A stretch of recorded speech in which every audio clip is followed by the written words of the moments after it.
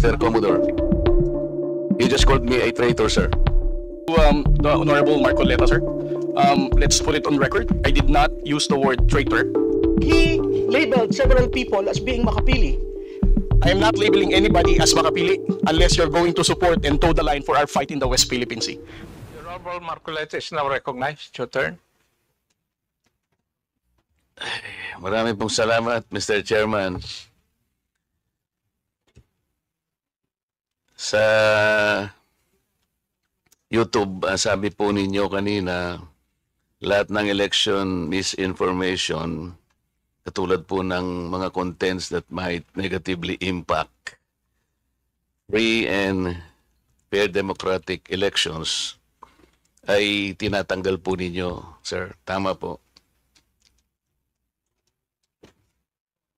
Mr. Chair, certain types of election misinformation po, Mr. Chair. Kasi po ngayon, actual po yung nangyayari sa akin. Ako'y binabas po ng, hindi naman po masyadong marami. Ngunit, dahil nga po doon sa pagkakasabi ko na there is no such thing as West Philippine Sea, meron pong isang Commodore na tumawag sa akin na traitor. Do you understand, attorney, the word traitor? Yes, Mr. Chair. Yun ba ay shocking? Yun ba ay incendiary? Yun ba ay demeaning or inappropriate language for a member of Congress like me?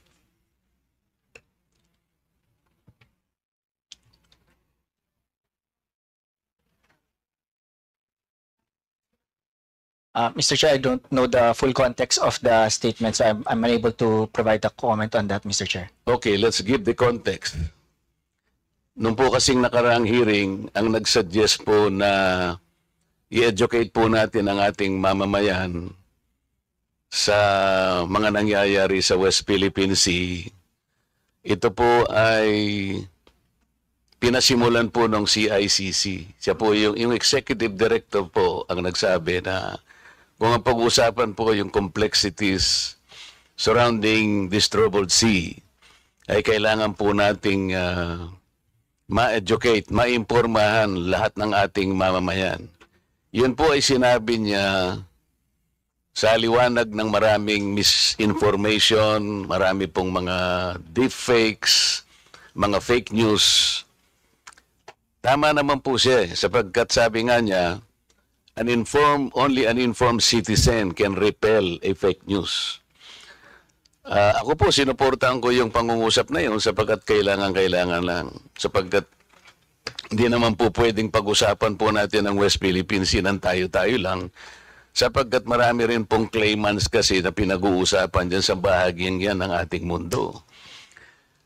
So, gusto kong pasimulan po yung public discourse nung sinabi kong there is no such thing as West Philippine Sea. Ang ibig ko pong sabihin, if we involve the international community, hindi po nila makita sa mapa yung West Philippine Sea. Hanggat hindi po kasi natin na ipatatala ito do sa pandaigdigang patalaan ng mga dagat, magtataka po yung mga bansang nasa Europa halimbawa. I-google nila, o gagamitin pa nila yung mga platapormang ginagamit po, YouTube, Facebook. Hindi po nila makikita sapagkat anyone that googles that particular area of our world, ang nakasulat lang po doon ay South China Sea. Hindi po naman nangangahulugan na pag sinabi natin South China Sea, pag-aari na ng China yon. In the same manner, Mr. Chair, yung Indian Ocean, hindi po pag-aari ng India yon. Yung Gulf of Mexico, Mr. Chair, hindi rin pag-aari ng Mexico. Ang ibig sabihin, gusto po nating iklaro lahat sapagkat ayaw nating payagan na magkakaroon ng misconception, miscommunication. Ang West Philippine Sea tayo po ang kumilalang. Tayo lamang po. Kung tayo lang naman po rito at wala na po tayong kasamang ibang bansa, okay na po sana yon. Hindi po pwede yung ganun sapagkat lalo na ngayon, pinag-uusapan nga po yung panig ng mundo na yan, ayaw nating masabi man lang ng ibang bansa, ano ba yung pinagkakaguluhan dito? Bakit hindi namin makita yung West Philippine Sea? Kasi hindi nga po nakatala Ang patalaan po, Mr. Chair, yung tinatawag lang International Hydrographic Organization. Ngayon po yung isang Commodore, tinawag po niya ako na traitor. Nang hindi po niya tiningnan yung konteksto ng pinag-uusapan. Bakit po hindi nyo ipaliwanag sa buong mundo na pinatatala na natin yung West Philippine Sea pero hindi natin maitala-tala. Matagal na pong panahon na pilit nating ipatala, hindi pa po na ipatatala. Kaya sa ngayon, hindi po nire-recognize. Tayo lamang po yon. Mr. Chair, yun pong sinasabi nating West Philippine Sea, ito po yung bahagi ng ating exclusive economic zone. Atin po yun, for the record, kinakailang pong malaman ng lahat. Atin po yun, kahit anong mangyari, we will fight anybody to the last drop of our blood. Atin yun, yun ang ating exclusive economic zone.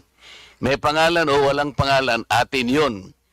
Pero yung isang Commodore na masyadong emotional, tinawag niya akong traitor, Mr. Chair, nang hindi po niya naiintindihan ang pinanggalingan ng pinag-uusapan dito. Pwede po ba tayong gumawa ng kalye, tayo-tayo lang, nang hindi natin ipatatala sa barangay o kaya sa munisipyo? Pagkat pumunta ron si Honorable Barber Seme, sakay ng isang tricycle. At iwi-wish niya yon. Sapagkat ang gumawa lang doon si Congressman Paduan o sarili niya lang, hindi niya makikita yun, maliligaw yung tao. Yun ang ibig ko po sabihin. Ilagay po natin sa konteksto ng pangmundong pag-uusap ito. Hindi po tayo nag-iisang bansa lang sa daigdig. Yan po yung ibig ko sabihin. Ngayon, kung mag-google po o kung magbablog po yung ibang mga tao at ipipilit nila na si Congressman Marcoleta, maka-China pala ito. Mr. Representative po ng YouTube. Kasi pag tinignan niyo po yung YouTube, lilitaw yan. Marcoleta pro-China. Paano po ninyo ipaliliwanag sa tao na hindi po ako pro-China? Ngayon po lumalabas, pag tinignan niyo po yung YouTube, lalabas po doon ewan ko sino po yung gumawa niya, pero maliwanag na talagang election misinformation, Mr. Chair. Lahat kanya ng kandidatong senador ni PRRD ay financially supported by China. Nandyan po ngayon sa YouTube. Lahat po niyan siguro nakikita nyo na. Paano po ito, hindi po niyo ite-take down itong mga contents na ito, sir?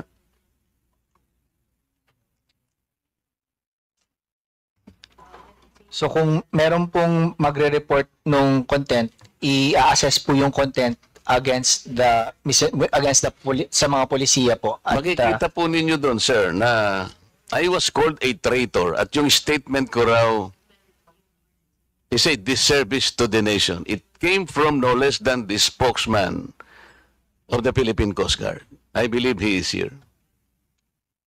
May I request, Mr. Chair, that the Commodore sit in front or near us because there is still a vacant seat here between the Honorable Franz Castro and Yusek Nicolas Felix.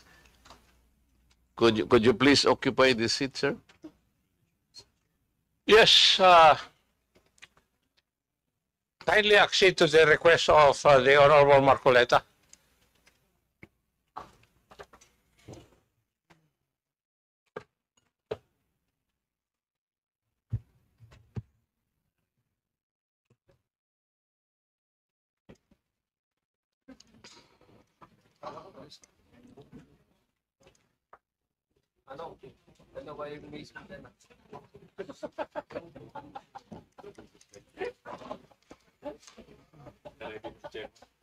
May I continue, Mr. Chair?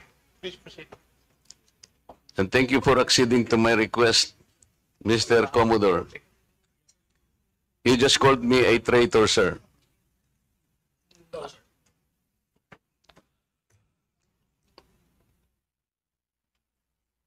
Nasa Facebook po, nasa social media. Mr. Chair, with your permission. Butit inulit mo, Commodore. Bago ka sumagot doon sa tanong niyang Juan, patapusin mo muna yung legislator and then you wait until you are recognized by the chair, okay? Yes, sir. Thank you. Thanks, sir. Please proceed. You said that you did not say that I am a traitor, but it is in the social media. Did you take an effort to clarify that so that you could not mislead people because they might believe that you have said that? It is only now that you are disowning this statement. Mr. Chair. Mr. Chair. Yes, sir. To the Honorable Marcoleta, sir.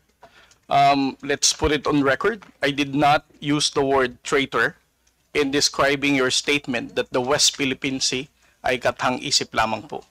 Let me read my post on X. I stand by the statement of President Bongbong Marcos when he said ang West Philippine Sea ay hindi kathang-isip natin lamang. Ito ay atin, ito ay mananatiling atin hanggang nag-aalab ang diwa ng ating minamahal na bansang Pilipinas. Hearing someone claim that the West Philippine Sea is merely a fabrication of the Philippine government is a disservice and an embarrassment to their entire party, the organization he belonged to, and even their own family.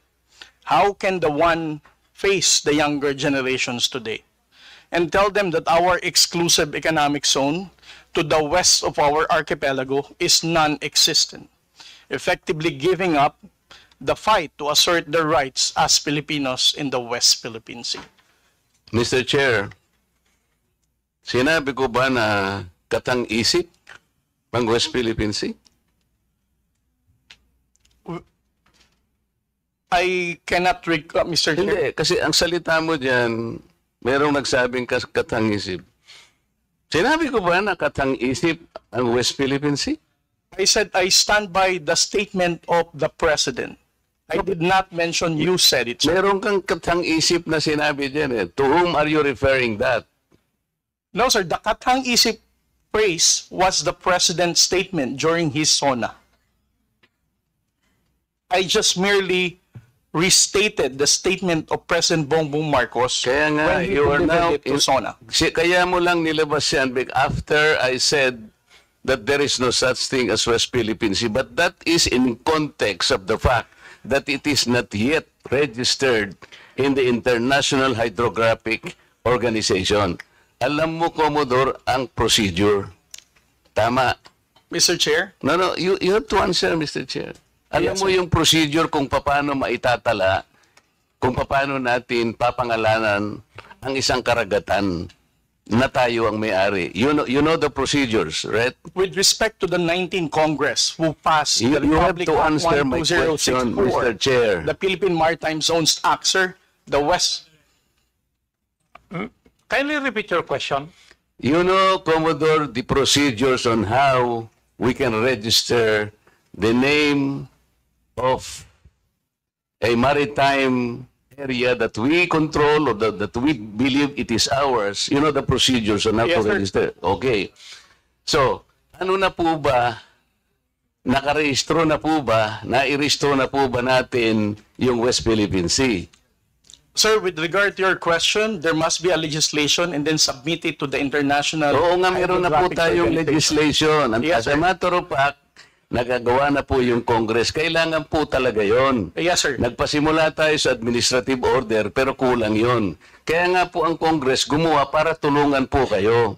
Okay, sa ngayon po, sa tagal na po ng proseso, yun po yung dapat ninyong palaging gagawin. Kailangan lahat ng lakas natin gamitin, maparehistro po natin. Pero ngayon, hindi pa nakarehistro. Tama po. Again, sir, answer your question. It Please. steps by Commodore, sandali. Yes, sir. Please answer the question directly. Yes, The question calls for a yes or no. No, sir. If it's in IHO, yes, through legislation. Sinasabi ko yung IHO because this is the only world body that officially names a particular area of the sea. Kaya sa konteksto po ng pinag-uusapan natin, kaya ko lang nasabi, sapagkat hindi pa po nakatala, we need the international community to recognize a part of our own. Yun lang po ang punto doon, Mr. Commodore. So kung hindi pa po nakatala, tama po ako, hindi ba? No, sir. You are inconsistent. No, sir. I did not say that you're correct. I will not agree that you are correct. West Philippine Sea is our exclusive economic zone. Eh, Mr. Chair, wala tayong dispute that. Sinasabi ko na nga sa iyo, yung sinasabi nating West Philippine Sea is our own exclusive economic zone. This is ours. You and I should fight for it until the last drop of our blood. Ang sinasabi natin dito, kagaya ng nire-request ng CICC, let us educate our people sapagkat ang alam ng mga tao, lahat tayo, ang alam natin, nakarehistro na. Ang sinasabi ko, hindi pa po nakarehistro. Ikaw ba pwede kang mag-enroll sa isang eskwela nang hindi ka nag-register, nang hindi ka nag-enroll? You answer my question. Of course, sir, there is a legislation. Kaya hindi pa nakarehistro, Mr. Chair. This is the only point. Let us not create a mountain out of molehill. Bigla mong sasabihin, in response to what I said, tathang isip, o blah, blah, blah, at lumabas sa traitor. Hindi ka man lang gumawa ng effort, for example, na I did not say that. Ngayon mo lang sinasabi. But you know, people are bashing me. I am pro-China. When is the last time or the first time that I am pro-China? Again, Mr. Chair, I never said that you are a traitor. That is clearly posted on my Twitter Pero account. hindi ka po nagbigay ng paliwanag na sinabi mo sana doon sa social media din. Bakit nyo ina-ascribe sa akin na sinabi ko na traitor si Kong Marcoleta? I did not say that. It is only now that you are explaining na wala kang sinabi. But kumalat na sa social media, kaya nga tayo nandito. These are the excesses and the abusiveness of social media, Mr. Chair. Nangyari na. Kahit na ilang libong mag-explain ka dito, yung tao narinig na nila na ikaw ang nagsabi. Because meron ka pang litrato dun eh.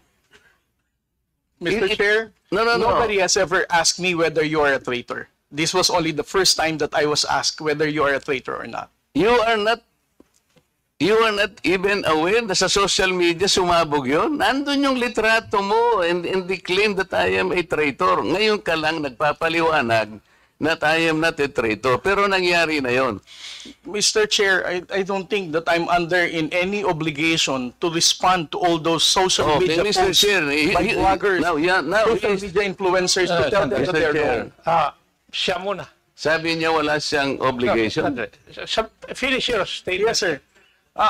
Mr. Chair, Honorable Marcoleta, sir, I think I'm no under obligation to tell all the social media influencers, to bloggers, defend your name, tell them that you are not a traitor. Again, I did not mention that you are a traitor. Those words did not come from me. Why would I go to the extent of defending you and you are running for Senate? I might as well be interpreted as running for supporting somebody for public office. Mr. Chair, clarifying something that is wrong is Have not the floor, political. please. Thank you, sir. Commodore, tinatanong lang ni Honorable Marco Reyes that merong lumabas kang statement. Siguro, binigyan ng interpretation ng ibang bloggers at nasabi na traitor si Honorable Marcoleta. Ang tinatanong niya is, unang-una, alam mo ba ito na gano'n na nangyari? Would you know? No, sir, because when it became a social media popular post, I was not here in the country. I was actually in the official business outside. So when did you come to know about this? I only came to know about it when Congressman Marcoleta called me Gago and Mangmang. in one of his interviews. So when was that?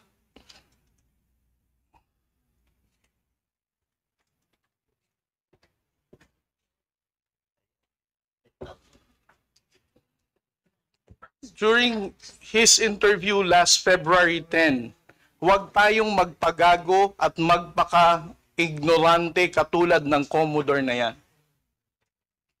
So, at that point in time, ang tinatanong kanina ni Honorable Marcoleta na merong misinterpretation doon sa iyong statement sa social media. Yes, sir. And you did not bother na i-correct man lang yun. Yun ang dinadrive ni Honorable Marcoleta kanina pa. Yes, sir. So, please answer that question.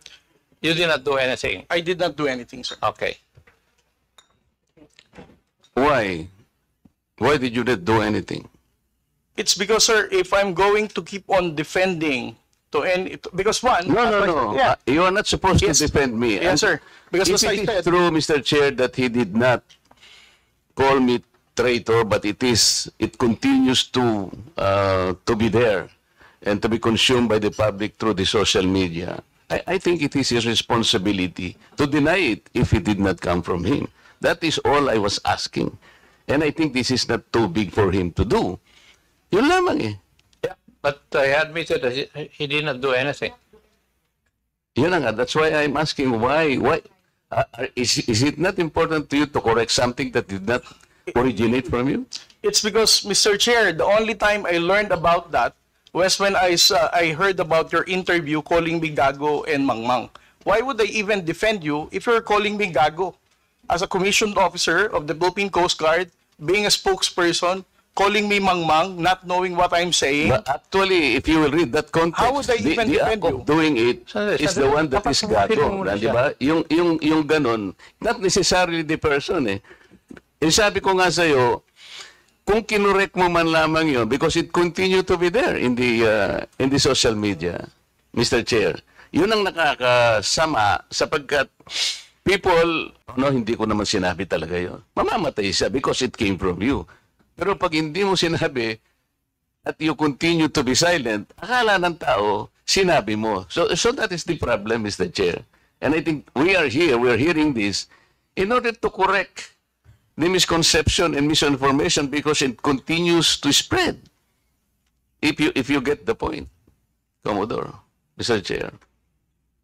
Mr. Chair, again, sir, kung bakit ko po hindi binawi ay dahil nalaman ko lamang po itong balita na ito na nag-spread siya nung nagpa-interview po kayo na ginagago niyo po ako. As a human being, how would I defend somebody na ginagago po ako sa public interview?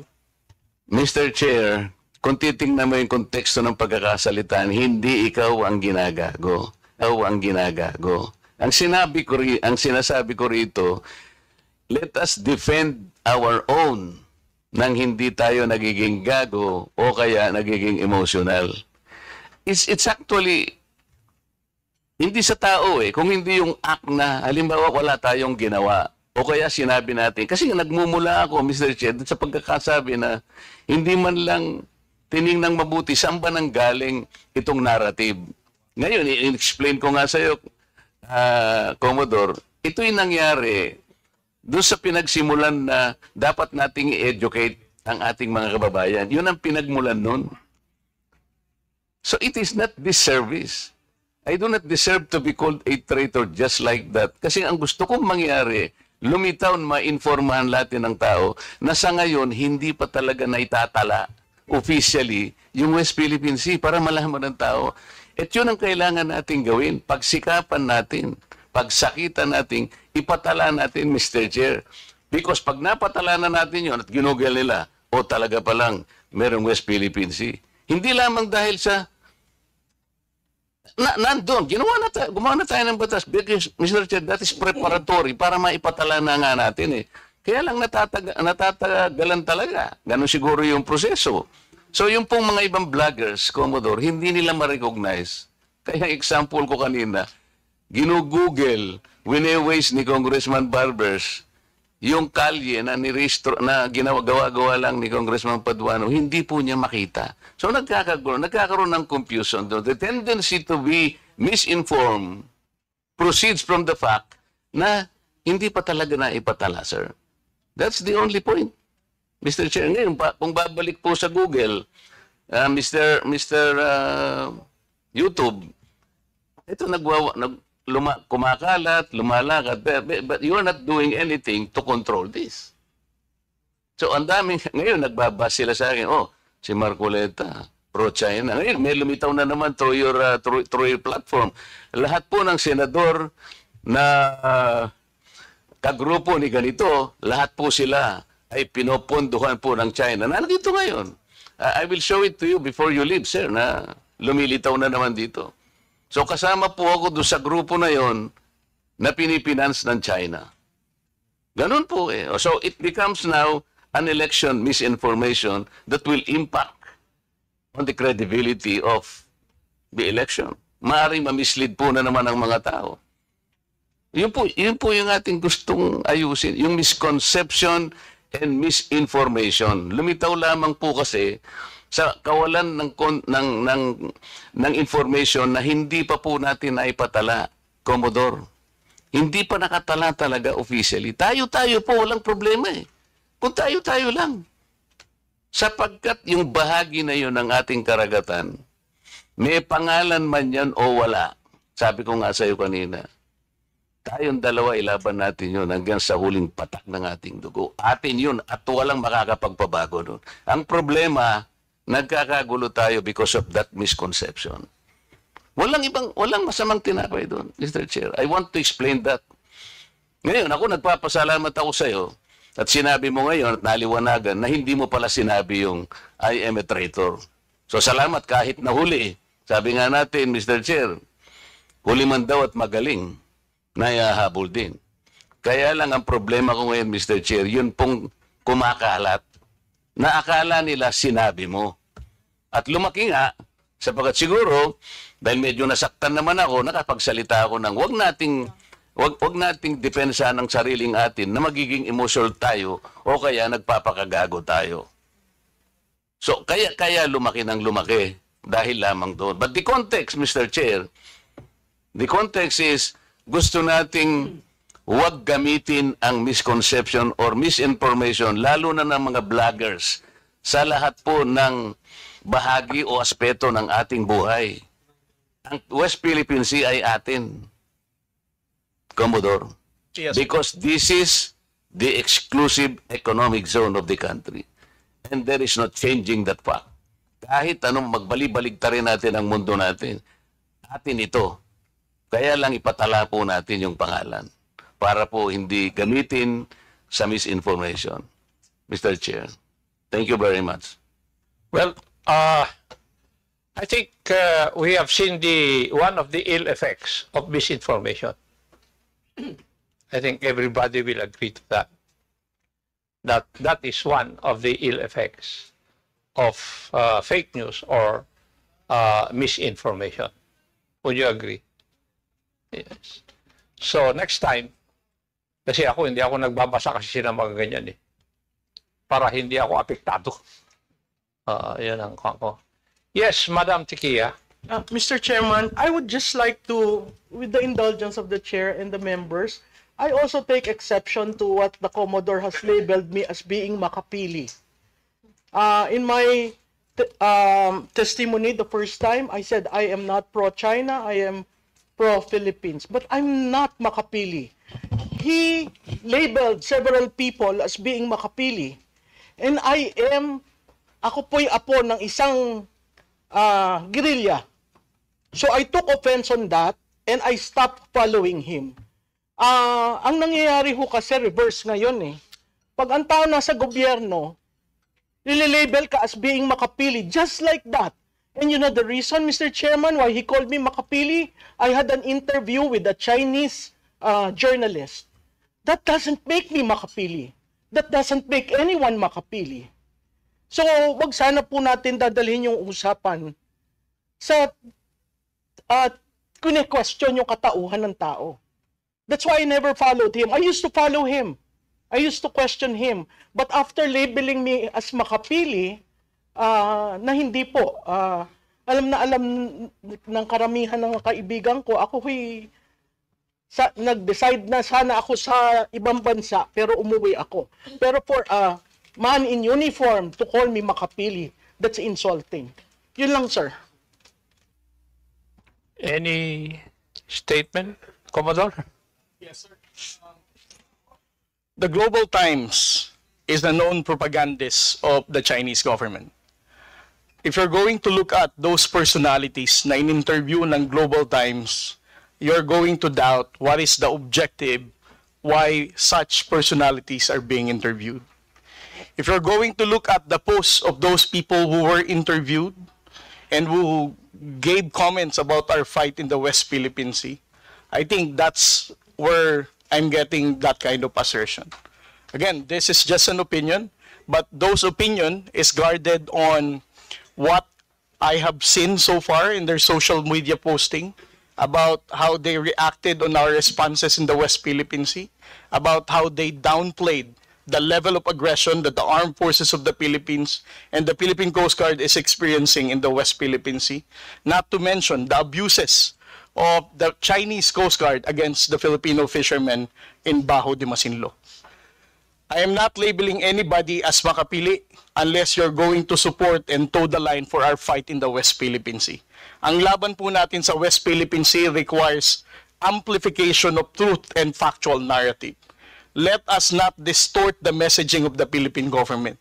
Ang laban po ng West Philippine Sea, hindi lamang po ito laban ni Pangulong Bongbong Marcos. Laban po nating lahat ito bilang Pilipino. I agree with you, but that doesn't give you the right to label people unless you have concrete pieces of evidence. When you label people wrongly, they're committing a crime. Would you agree with that, Commodore? Yes, sir.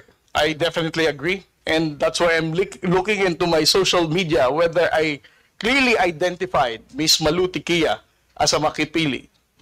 Sir, you tagged me. That's why I stopped following you. And that was, sir, Mr. Chairman, that is one interview. I received invites for interviews, whether political, whether campaigns, and that is one. How can you label me without knowing me first? That's my point. Being makapili in your time and the time, it's something that we hold dear. We do not want to be labeled makapili. But he readily labeled me with one interview.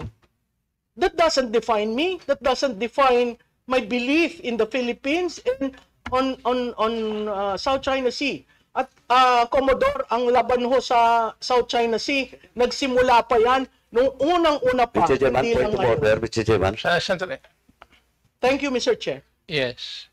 Kaya nga po, nagkakaroon ng hearing na ganito dahil nagiging problema na natin yung fake news Otherwise, this issue would not reach Congress.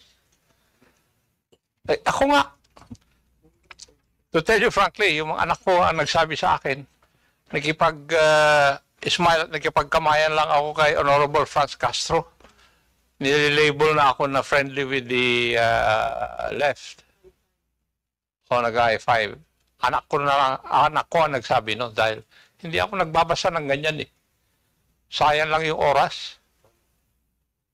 Kasi I need to discern whether the news presented there are true or not. And that would need time for me to discern or to find out, to validate whether it's true or not. So, never mind. It's just a waste of time. Yun ang aking paningin dyan. That's why I'm not affected kung ano man ang sinasabi. Nangingiti na lang ako pag naiinis si Honorable Marcoleta pag sinasabi na traitor siya. Anyway, Honorable... Chairman, just, I will not anymore raise a point of order, but this is just a reminder to all the members, to all the resource persons.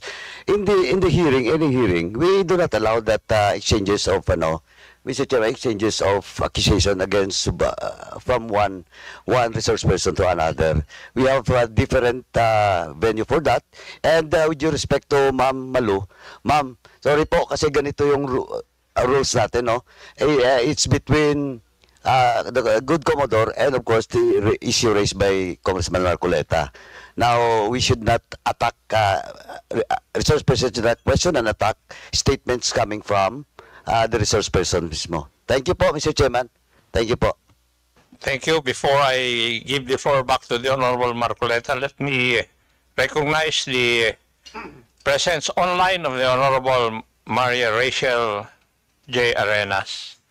Magandang hapon po. Yes, Honorable Marcoleta, please proceed. Colonel, did Commodore. okay. Commodore, you graduated from the Philippine Military Academy? No, sir. I'm 3 weeks short of my graduation. Would you like to say, or you would like to explain why you did not succeed in graduating from that great military academy? Yes, Mr. Chair. As what the chairman, General Acob, knows, we have the honor code among the Cadet Corps Armed Forces of the Philippines. I was charged of cheating with other 7 of my classmates, and it was a gentleman's agreement. If you violate the honor code, you formally file your resignation, and then you just leave, sign the clearance, and get out of the Philippine Military Academy.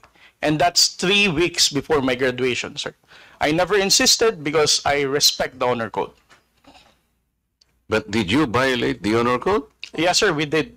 That's why I resigned for the good of the service. Okay, but that's not my question. We need to defend our exclusive economic zone with all our might and with all our life, because it is ours. Hindi lamang yung EEZ, merong continental shelf, territorial sea and all this. These are maritime rights, which even the UN Convention of the Law recognizes. We had an award, yung arbitral award between the Philippines and China, and the subject matter is the South China Sea. You know that, Yes, I'm sure. In that particular award, the tribunal ruled that the Scarborough Shoal is a traditional fishing ground. Yes, sir. I'm sure you studied that. Traditional fishing ground proceeds from the traditional fishing rights, or TFR, which is a private right fully recognized under public international law. Yes, sir. You agree? Traditional fishing ground. And in that award, the tribunal said, well, the Vietnamese, the Chinese, and the Filipinos can freely fish in that area because it is a traditional fishing ground.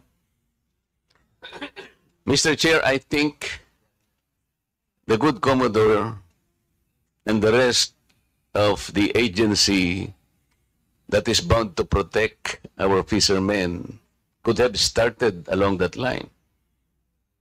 Because a traditional fishing right is a private vested right. It does not concern territory. Sa aking palagay, Mr. Chair, mas magandang maging magandang simula yun. Let's talk to China. And I believe China will recognize the traditional fishing right. Because in the year 2000, I will remember that they had an agreement with Vietnam in the Gulf of Tonkin. If you will study that. Nagkaroon sila ng agreement, and they divided that fishing ground among themselves. Something that we can also do para hindi tayo nagkakaroon ng girian. Pinag-uusapan lang naman dyan are the living resources in this particular area. Bakit hindi po natin binibigyan ng emphasis? Why don't we initiate something positive along that line? We had that tribunal ruling. Sabi niya, it is a traditional fishing ground. Bakit hindi natin sila kausapin on that basis? Marami tayong jurisprudence, international jurisprudence. In 1974, pag-aralan po ninyo, Mr. Chair, yung mga maritime cases that was ruled by the tribunal. Yung case ng Federal Republic of Germany against parang Holland, and also Great Britain against Holland. yung alam po ninyo, yung ruling is the same. Kahit siya yung merong reference do sa sea na yon, it cannot exclude the rights of the other coastal areas to fish sapagkat they invoke the traditional fishing right. I am asking, Mr. Chair, why no initiative has been taken along that line? Mr. Chair. Yes, sir. To Honorable Marcoleta, it's beyond my pay grade to explain why our strategy is not in alignment with that fishery agreement in Bajo de Masinloc. And it's also worth mentioning that the Philippine Maritime Zones Act highlighted that Bajo de Masinloc and its territorial seas, we have sovereignty and sovereign rights over these waters. So on our level, in the Philippine Coast Guard, we cannot go against to the enacted law of the Congress, much more to the national security and foreign policy direction of the President. I am not saying that it is within your pay grade to discuss it with the Republic of China. What I'm saying is maybe because you are a member of the Philippine Coast Guard, you could have talked to the other agencies of government higher than you that we could be initiating this along this line. Because we can take advantage of that particular tribunal's decision. Hindi ba? Pwede naman natin gamitin yun eh. Sabi ko nga sa'yo, ang daming cases, maritime cases, disputes ruled by the same tribunal. Oh, ito. Gamitin natin because they're all involved traditional fishing rights. Eh, yung arbitral award natin, eh, sinabi nga that the Scarborough Shoal is a traditional fishing ground. So, sinasabi ko lang, pwede tayong mag-initiate along this line because we are backed up by the award. And another, Mr. Chair, have you read the entirety of the UNCLOS? Not the entirety, sir. I won't pretend that I have. Even if I read, I'm not a lawyer. I have a PhD in international relations, but I'm not a legal person. So I won't claim that I fully comprehended the contents of the entire UNCLOS. Understood. Okay, so what about the aspect of that particular UNCLOS document that relates to the particular maritime area that is now called South China Sea? The South China Sea is a semi-enclosed sea. Did you find in the UNCLOS the significance of a semi-enclosed sea? I think it is under Article 123 of the UNCLOS. Kung tinatanong ko lang, sir, kung nabasa mo lang. Mr. Chair, I'm not the proper resource person to respond to this kind of question, sir. Thank you, Mr. Chair, because I am raising that particular issue because if the most responsible agency will look at it, there is a connection on how we should approach the entire problem because the entire South China Sea is a troubled sea. Kaya dapat inaaral natin, saan kaya tayo magsisimula? Ano kaya ang magiging basihan sana natin to approach this issue?